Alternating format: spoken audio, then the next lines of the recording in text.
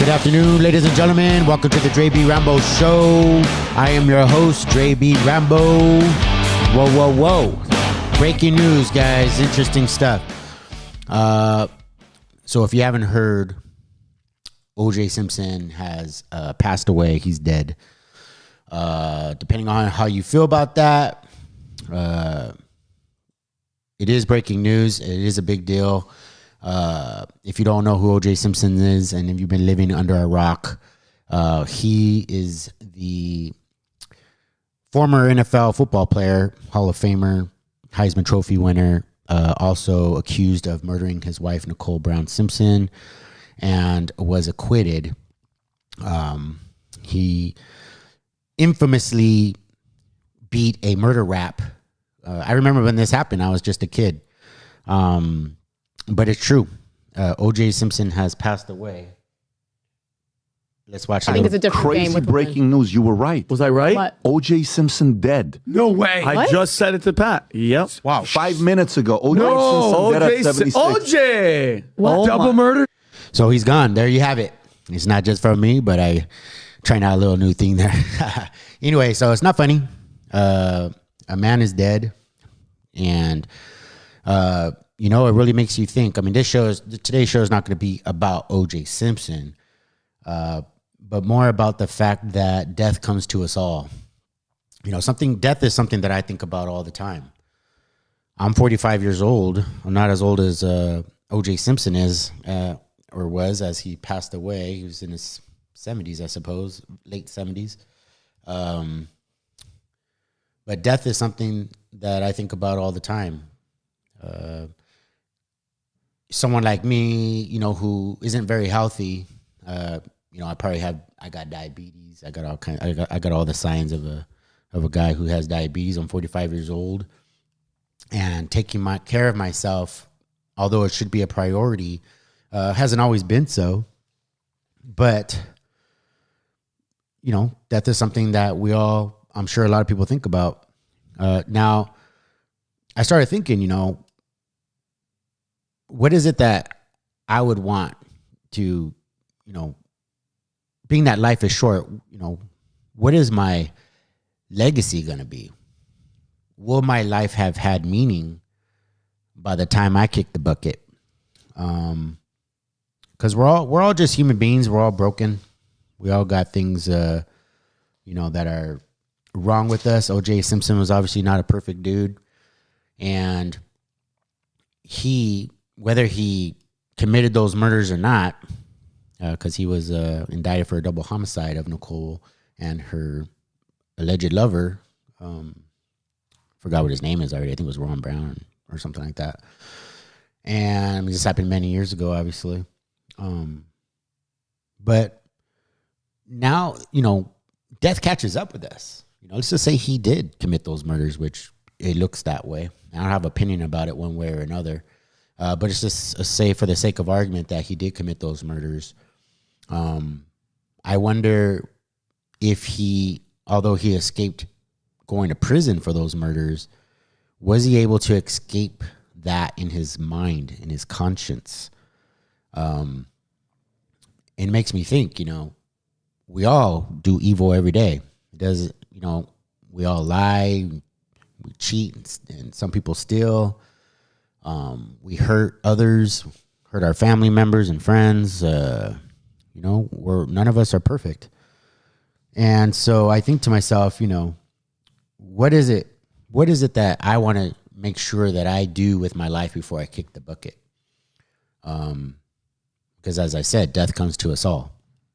And I know for me, having gone so many years of just being a waster, wasting my life away, now that I'm middle-aged, and I think 45 is middle-aged, what is it that I'm going to do to account for the rest of my life moving forward? I'm only 45, but God willing, I have another 45 to go. And that's a long time, and I think that's pretty wishful thinking considering all the damage that I did to my body growing up. I have a lot to atone for, that's for sure. But one thing that they said in that video, later on in the video, I'm not going to show it, but they said that O.J. Simpson died with his kids and with his grandkids. And there's something to be said about that, whether that's true or not. And he did have kids from another family. I think he had 2 from Nicole and then 3 more from another woman. So it's hard to say which kids were actually there with him. I'm sure it was from the other woman, I would imagine. But if he did have his kids and grandkids with him, that's how I would like to go. Now, I do have kids. I have 4 kids and 2 stepsons. And I know that when I die, I would like to have all my kids with me, because I feel like, having your kids with you on your deathbed kind of says a lot about you as a person. That, if you have the love of your family and your children, it kind of like indicates you had, you lived an all right life. Now, the odds of me having that happen are they're not 0, but they're pretty close to 0. I got 2 older kids that one never talks to me, one hardly talks to me. And then my adult son talks to me. He's in the Navy and does well, and we talk to each other regularly. And then I have my little one who, adores me. And, it's crazy because, thinking about death and, having regrets in life, one thing I think about all the time is, I don't even have one photo with me and all my kids. I have one photo with me and 3 of my kids, but 1 is missing. And then I have photos of that kid that's missing and older photos where another one's missing. But I've never once had all 4 of my children with me at the same time. And that's a huge failure on my part. And, I'm just going to call a spade a spade. It's a huge failure. And I'm not afraid to say it and put it out there. It is what it is. People, and I'm not the only one, so don't judge me too harshly, but I'm not the only one who's made mistakes in life where, I wasn't the best dad. And, I know I'm not the only guy out there who wasn't the best dad. And if you're, getting ready to start a family, or if you have a family already, I think most men can relate and would agree that having good relationships with your kids are important. When I was growing up, I don't know if that was really a thing because, me and my dad don't have the closest relationship. My dad's a good guy, got no beef with him. But, we talk, once every few years, I actually spoke to him not too long ago. And it was a nice conversation, but that's usually how it goes. It's about a good conversation for, a good 5 minutes. And then we talk, a couple years later, so I expect to talk to him in 2-3 years or so, when one of us decides to reach out. And what's the point? The point is that I think that a life worth spent well is one that is evidenced by when you have your kids with you, in your deathbed. If you're lucky enough to have a deathbed, sometimes people die in car accidents and no one's with you when you die, right? They will only, if you're lucky, they'll show up to your funeral. And so it's got me on this journey of thinking, and I've been on this journey for a while, thinking like, how do I want my life to end up? How do I want to, what am I going to do over the next 10, 15, 20, 25, 30 years to create some sort of legacy in life? One thing I like about doing this podcast is that I know my kids one day will be able to see them. They're going to see how I grew as a podcaster. They're going to learn a lot about who I was. My grandkids will one day be able to pull these up because, technically speaking, I do have grandkids that I've never met. And that's a weird thing to say out loud, on a camera where, a lot of people can see this. But I do have, as far as I know, 2 grandkids. I may have more. From my 26-year-old, who does not talk to me, that they will be able to one day be like, hey, Mom, who is your dad? Well, you know what? Your dad was actually, a well-known podcaster. And if anytime you want to see him, you can go and look him up on his show, Dre B. Rambo. That was your grandpa. And, if you ever want to see him. And then their kids will be able to say, oh, look at that. There's great grandpap. And that's one of the things that I like about having this is that I could record my life. I don't want this show just to be about me. I do want to be able to, interview people and stuff like that. I got big plans for this show. But in the meantime, as I'm getting going, I have this cameras to, document, a little bit about me. So that being said, I think that most men could agree that being good dads is a, an important thing. And unfortunately, I learned that late in life, where when I was growing up, I had my first kid when I was 16. I was way too consumed with all my life problems. I was already a full blown drunk by the time I was 16 years old, a full drug addict. And, I spent most of my young adult life, in and out of jail, getting in trouble, just being a waster and, out there living not a good life at all, to be honest with you. I was a direct product of, in the wrong place, wrong time, hanging out with the wrong group of people. That's why it's really super important to be on top of your kids, especially when they're teenagers. You think, by the time they're teenagers, I was a good kid. And I ended up hanging out with the wrong people and getting myself into trouble, hanging out with guys that were just, not doing good things in life. And I ended up getting myself in a lot of trouble. So that being said, OJ's dead, whether he murdered those people or not. But one thing for sure, the Bible says, do not, don't judge lest you be judged, right? That's Matthew 7, verses 1-2. And it says, do not judge or you too will be judged. For in the same way you judge others, you will be judged. And with the same measure you use, it will be measured to you. That was a poor, I wrote that down because I wanted to make sure I got that right. There's a lot of mistakes people make.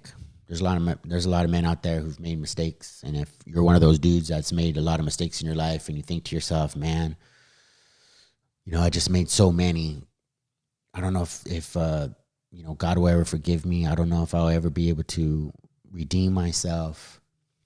Those are things that are a lie.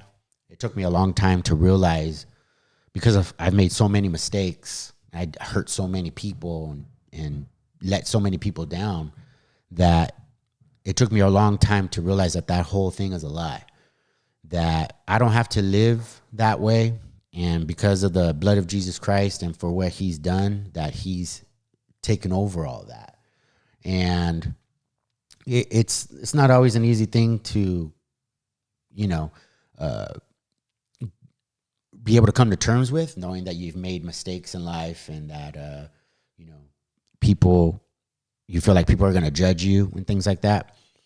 But I was able to overcome that and realize that I don't no longer have to live in shame. I no longer have to live my life worried about what other people think. We all make mistakes. Every single one of us does wrong, but we can repent. It's never too late to repent and move forward, because there's still a lot of living to do. If you got air in your lungs and you still have a pulse, there's a lot of living left to do. Even if you only got a few weeks to live, if you've been diagnosed with a terminally, what do you call that? A life debilitating disease, or your life is limited, you can still have an impact on the world. You could still have an impact on the people in your life. There's still a lot to do. And one thing that there is to do that I've been thinking a lot about is how do I figure out what my life's purpose is? And I think the Bible gives us some clues on what that is, and then the rest you kind of got to figure out for yourself.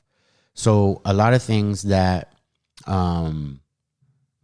that the Bible tells us is that we're here to build a relationship with Jesus Christ, and then we're here to tell other people about Jesus so that they too can build a relationship with Jesus Christ.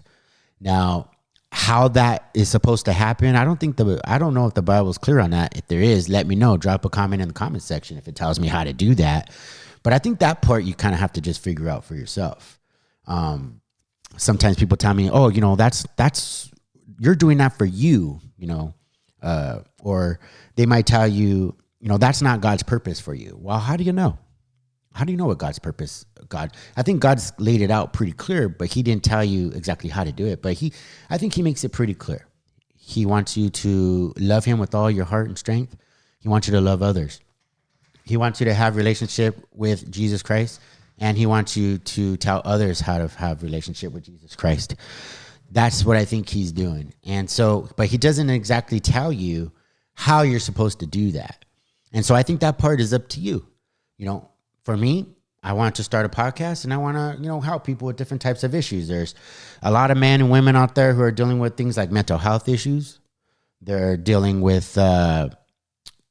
things, depression. They're dealing with problems in their marriage.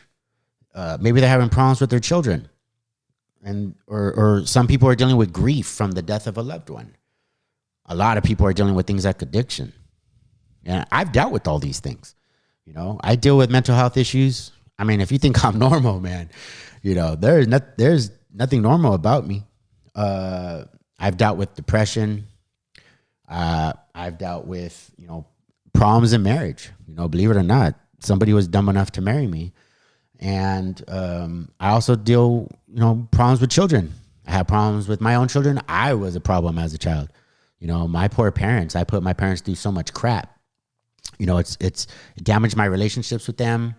I remember my parents were chasing, at 15 years old, were chasing me all over town trying to find me because I would run away from home and I'd be on drugs, whether I was snorting coke, or one time I even, slammed, if you know what that is. And, smoking pot and just, being a waster, not doing anything, not even, somehow just gave up on life. It's crazy how kids, you do so much to keep them in line. You do so much to, you instill so much value, and you do so much. You take care of them. You go to work every day and you try to take care of them and raise them right. And then all of a sudden they're just out there having problems. I think a lot of these problems that I experienced as a young kid was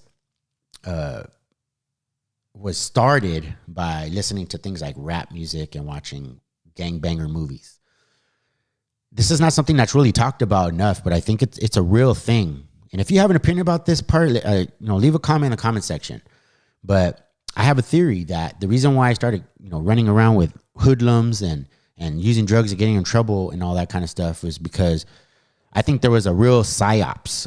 It could be from the government or Hollywood, whatever it is.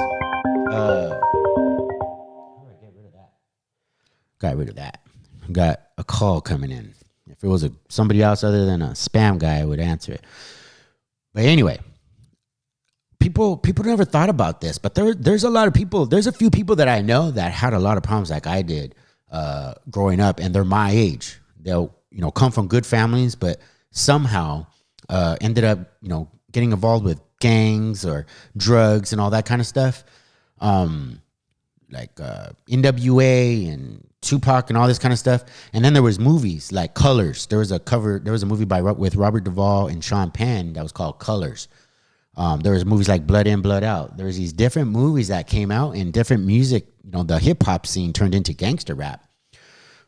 And I don't know why nobody talks about this, but those music and movies, I think, contributed to me being susceptible to hanging out with a group of people that were, gangbang or whatever, hoodlums or whatever you want to call them. That caused me, I was from a suburban home, but it caused me to go out there and start doing things that no one ever thought I would do. Like using drugs and walking around, wearing big Ben Davis pants and, shirts that looked hood. My parents were professionals. I came from a good home, and I ended up just doing bad stuff. And I don't think I'm the only person. As a matter of fact, I know I'm not the only person, but I think it was more prevalent than what we think. Where this is why it's so important to be careful and monitor what your children are watching and what they're listening to. I truly believe that music can put a spell on you or your children. What you watch can put a spell on you and cause you to act in such a way that you normally wouldn't act. Like, for example, if you're watching YouTube videos that are, talking crap about women and talking about how, they got this McGal stuff where guys going their own way and all this kind of crap. If you watch that kind of stuff, you'll start questioning your marriage, your relationship, or women in general, or women. You watch these shows like The View, one of the stupidest shows that I've ever seen in my life, with these idiots like, Whoopi Goldberg and these other women on there, Sunny, whatever, and Joy Behar and all these idiots talking about, they had an episode recently talking about how, what are men good for? men are good for nothing. I forgot the other chubby one's name, but they're talking about having an episode of how men are not good for anything. And so what the media has done is they created this war against men and women. And so what happens is men start to resent women and women start to resent men. And I don't know why they're doing it. I don't know why Hollywood wants this. I don't know if it's to break down society, but I believe it all comes from the devil. And that might be far out there for some people, like, well, from the devil, believing in fictional characters. But I don't think he's a fictional character, and I think he's real. And he manifests himself in and out of Hollywood and celebrities trying to convince us that men should hate women and women should hate men because the devil hates marriage. Why does he hate marriage? Because God is for marriage. God is for certain types of relationships and behavior, and the devil will do everything he can to keep you from and trying to get you to do the opposite. God says to women, you should be conservative and your dress, the way you dress. The devil will do the opposite. Hollywood will do the opposite. They'll say, dress like a tramp and look like a slut and, be promiscuous and wear a bunch of makeup and yada, yada, yada, wear fine jewelry. And our culture promotes a society that to gear towards materialism. And why? Why? Because it's just to distract you, one, to keep you from your relationship with God, and to also promote sin. Why? Because the devil doesn't care if you worship him, in my opinion, as long as you're not worshiping the one true God. The one true God, the Father, Son, and Holy Spirit. That's why he's doing it. It's the same thing with food. Why, gluttony, for example. I'm somebody who suffers from gluttony. I'll be straight up and honest. I suffer from sugary drinks, fatty foods, salty foods, chips, donuts. Sometimes I'll be like, why am I eating this donut? Why am I eating these cookies? I'll literally go and get me this crap that's destroying my body, putting weight on me, making me have to work out even harder. It gives me inflammation. It gives me diabetes. It gives me all this stuff. And sometimes I'm like, why am I doing this? Why is the temptation and the why is the struggle so hard? And it's because they put chemicals. Probably I'm not an expert on this. If you're an expert, DM me. Let's get you on the show so you could talk about why this happens. But all these foods I believe, have chemicals, and I can't prove it. But I believe they have chemicals that are addictive. I once did a research paper in college where I used research to show, this was for a sociology class, I believe, where I found information that said that a lot of our food, like even vegetables, like broccoli or whatever, comes from the ground stuff, that the pesticides that they spray on these vegetables contribute to obesity. And I was like, what the heck? How in the heck does pesticides and chemicals that are in our everyday foods that we buy at the supermarket, how are those foods contributing to obesity? I mean, it's a vegetable, for crying out loud, but that's what it said. It said that the fruits and vegetables, here in America are sprayed with pesticides and cause obesity. I don't know if this is true or not. Hopefully I don't get, somebody doesn't shut down my show for saying that. It kind of sucks that that's the world we live in, where they're going to shut you down because you're just dropping truth bombs. But I believe it. I mean, there's markets where I bought food. I'm not going to name their names, but you just have to check for yourself. But, I get these lemons and they're like rock hard. And I'm like, this ain't no lemon. I have a lemon tree. And my lemon tree, they're nice and plump with juice and all that stuff. And I'm cutting these lemons. And I'm like, what the heck is this lemon? There's like no juice in it. It's super hard. It looks nice. It looks nice like a lemon. But it's like, what kind of lemon is this? Almost like a plastic toy. It's almost plastic. There's nothing in it. If you get a chance, go to the market. I'm not saying which market, but just go to a market and just pay attention, and you'll see, oh man, some of this stuff seems like fake fruit and vegetables. They're fake in the sense that, they don't seem normal. They're all perfect shaped and all that kind of stuff. I don't know. They just don't seem right to me. But why do I bring this up? Because our health is important. Health is to have a mentally strong mind, to be mentally okay. We need good food. We need access to good food. I've been off alcohol and drugs for a year, right? and I'm still like cloudy sometimes. You know, I forget people's names and all this kind of stuff, and I think it has to do with the food. I'm always hungry, and I think it has something to do with the food. Why am I always hungry? I eat all this food. Why am I not satisfied? And it's got to be something to do with the nutrients involved in that food. Obviously, my body wants more food because it's not getting what it needs. Or at least that's a theory. If you're one of those people that knows all that stuff, DM me. Let's get you on the show and let's talk about that. Right?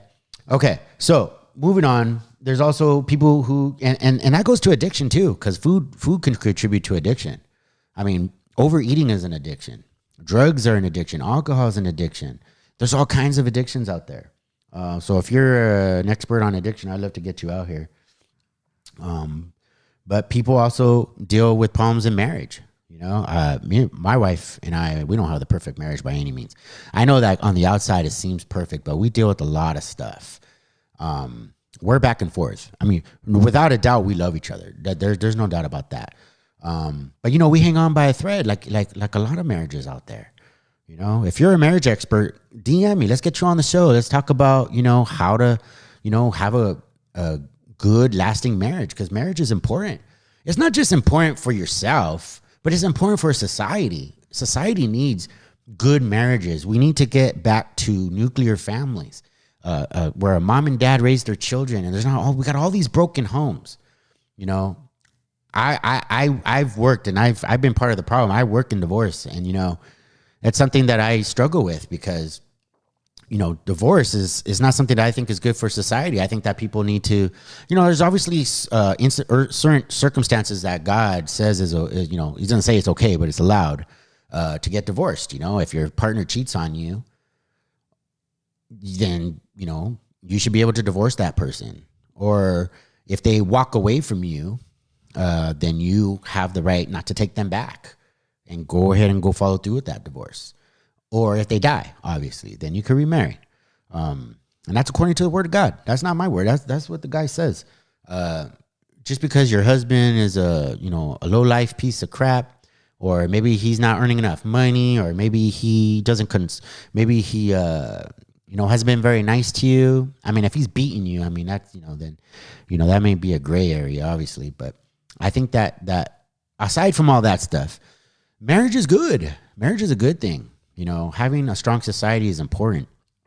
I don't think men whoring around and women whoring around is a good thing for society in general.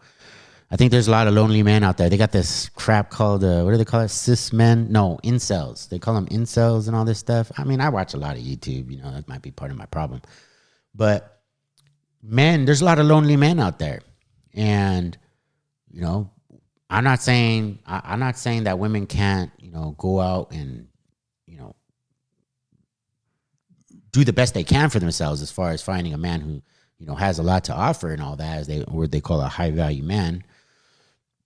But I think society would fare off a lot better if we had things that, or marriage, like people were actually pursuing marriage. I think that's an important thing. And so, people, suffer in their marriages. That's a thing. People have mental health issues. I definitely have mental health issues. Obviously, a lot of this stuff is undiagnosed, and that's a problem that we have in society. Access to affordable healthcare is a problem. If you know about affordable healthcare, DM me in the message. Just get you on the show. Let's talk about it. Matter of fact, if you have something important to say, DM me. Let's see if we get you on the show. I don't care who you are. If you're famous, not famous, don't matter. I mean, I'm not famous. I'm just a guy, with 24 subscribers. By the way, share, like, and subscribe. Subscribe to the show. If you're watching the show, if you think it's going to blow up, subscribe. Let's help get the message out there. My show is essentially about people, men, women, helping them, level up, helping them in their marriages, helping them in their careers, helping them with addiction, helping them deal with grief. There's people out there who have lost family members and they're dealing with grief. I think men and women could use good information on how to deal with that. If you're a grief counselor or you're someone who has experience dealing with grief, DM me. Let's get you on the show. We'll put you out here and, you could, you could help me provide value to people who watch the show. People who have problems with their kids, dealing with different things with kids. Maybe you're dealing with a divorce. Who knows? Whatever you're dealing with, let's get you on here. I would really like to do that. Also, money issues.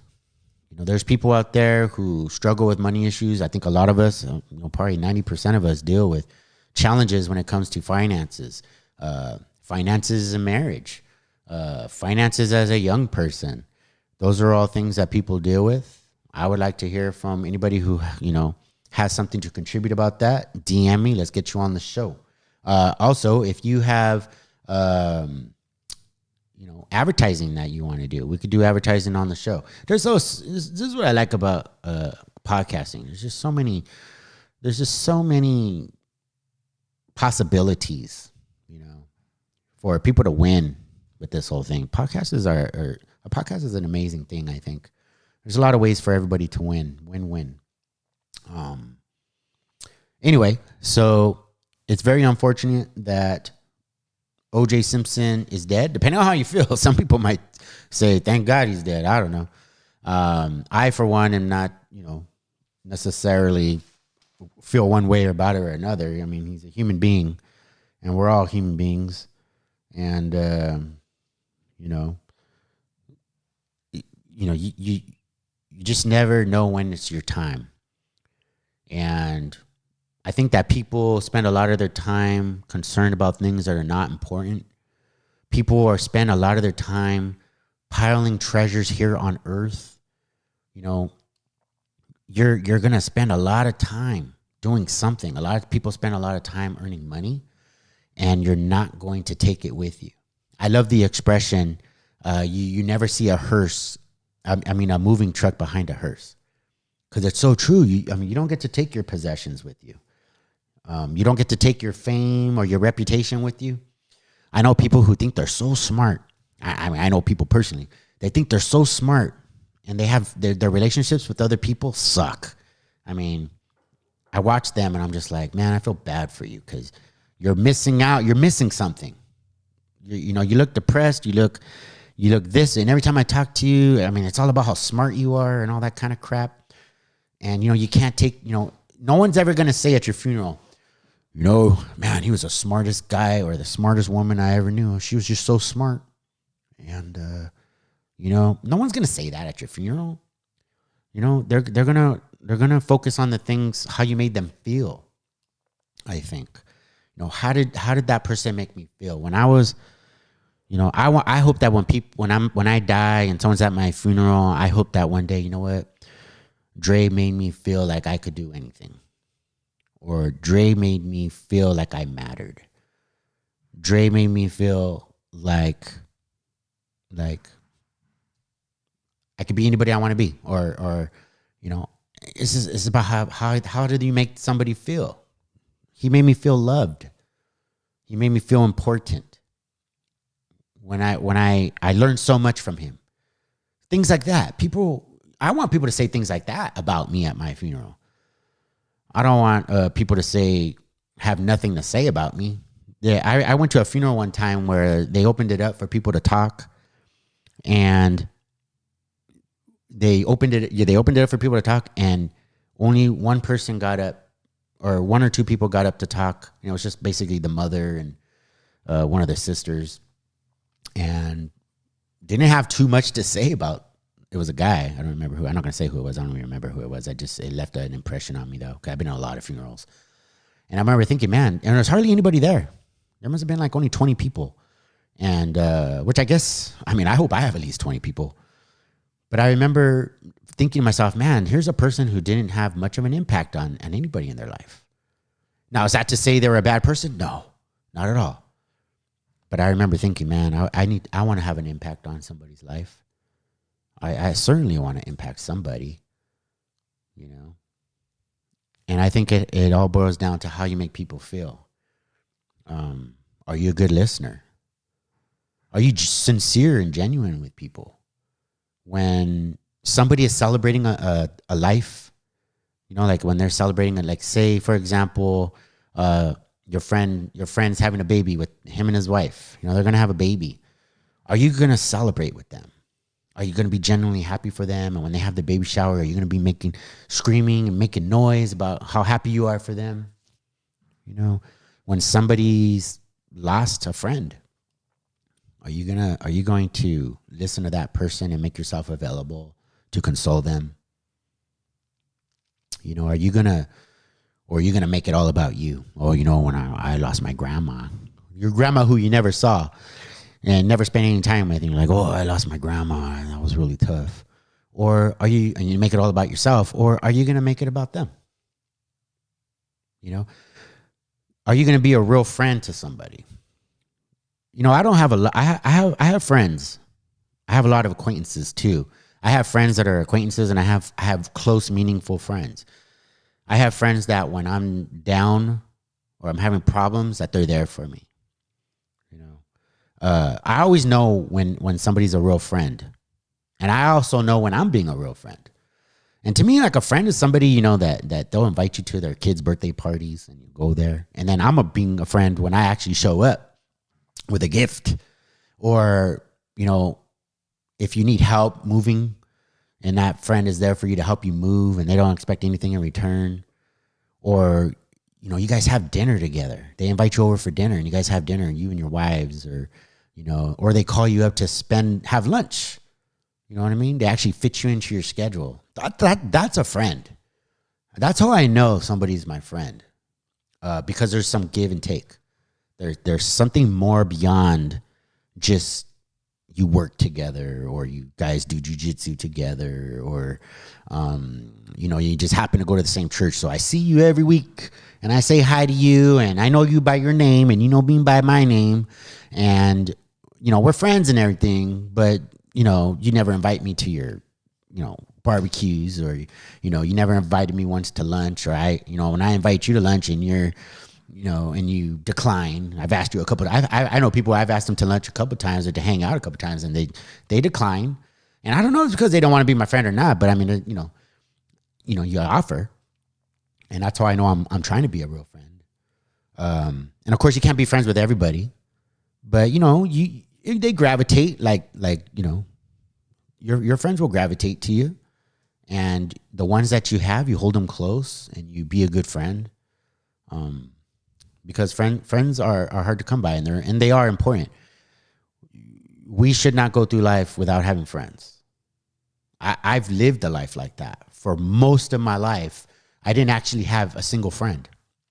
I mean, I had people that I could get drunk with. I had people that were willing to get high with me. I've had girls that I was sleeping with, and we would hang out and have lunch until that whole thing fizzled out. But I went most of my life. I didn't realize I didn't have any real friends. I had friends that would, you know, we would hang out all the time, go to bars or hang out or, you know, do whatever. But we never did anything productive together.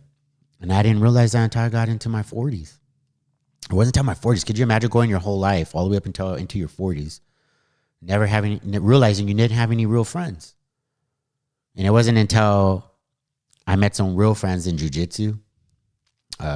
I met some real friends from church. I met real friends through my wife. And those are things that we need. You know, we need fellowship. You know, the Bible, I don't know if it says it or not, but I believe very strongly that the Bible, or that God, calls us to have fellowship with each other. It's important for us, the church, to be there for one another. We're supposed to, you know, look out for one another. And sometimes we're in circumstances that we need those brothers and sisters to be there for us, and vice versa. We be there for them, because without that support network, it's easy to fall off and to give into temptation, or fall off and never go to church again. You got to be rooted, and the best way to root yourself is to have friends in your life, people who are going to hold you accountable when you're messing up. You know, like a real friend might say, you know, say somebody came to me and they said, hey, you know what, Dre, you know, I think I'm going to divorce my wife. You know, I don't like her anymore. I just don't like the way she treats me. You know, a real friend is going to tell you, no, dude, that's not okay. You need to go and work things out with your wife, because that's your wife, and you're in a covenant with her, with you, her, and God, and that's not okay. You know, you're not going to just leave your wife and family. You need to go and work that out.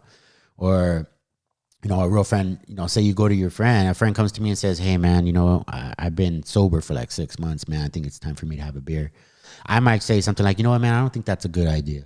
I think you should take a week or two, or at least take the night, and just, if you still feel that way tomorrow, then hey, you do you, but don't do it.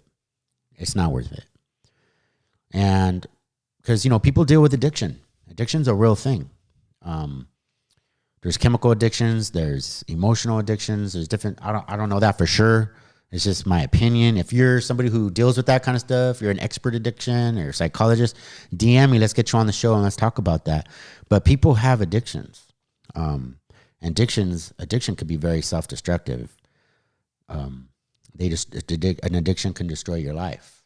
It could destroy the lives of people around you. And we need to be ready for that. And that's why we need good fellowship with good people who understand this stuff. They understand that, you know, every once in a while, they're going to have to open their lives up to you and give you some of their time. You know, I've had some good friends. One who will be with me on Sunday I'm going to interview him again. My boy Justin, who has opened up his life and listened to me when I've had issues that I needed help with. You know, I had that brother who was there to listen to me. And, you know, I think it's really important to, you know, talk about that, because if you're somebody who doesn't have friends, how do you get them? You know, that's you know, I don't know if they have books for that, and maybe there should be, but one of the best ways that I found to find fellowship is obviously through church, or to things like martial arts, especially jiu-jitsu. A lot of other martial arts, I don't think they're really that good for fellowship, like boxing. You know, it's a one of those things where you're trying, you know, you're just hitting each other in the head, and there's a lot of testosterone type of deal. There's no humility, because the only way to truly prove who's the winner is by knocking the other guy out. It's very violent. And there's a lot of it is fake. You know, you're hitting the bags, you see the other guy, you're hitting the bag, you see the other guy hitting the bag, and you're both trying to look good. You're both doing your techniques, you're hitting the focus pads. But the only true way to figure out, and because we have egos, especially men, the only way to truly figure out who's the man is to duke it out and knock the other guy out. And there's nothing friendly about that. There's absolutely nothing friendly about that. But in jiu-jitsu, I could choke you out and simulate your death by choking you unconscious. Obviously, you're going to tap. Most of the time, people tap. But there is a way to know, okay, man, this guy is obviously better than me. You know, he's going to tap me out. I mean, there's black belts who I like to row with, and they always tap me out. Or if they don't tap me out, I survive.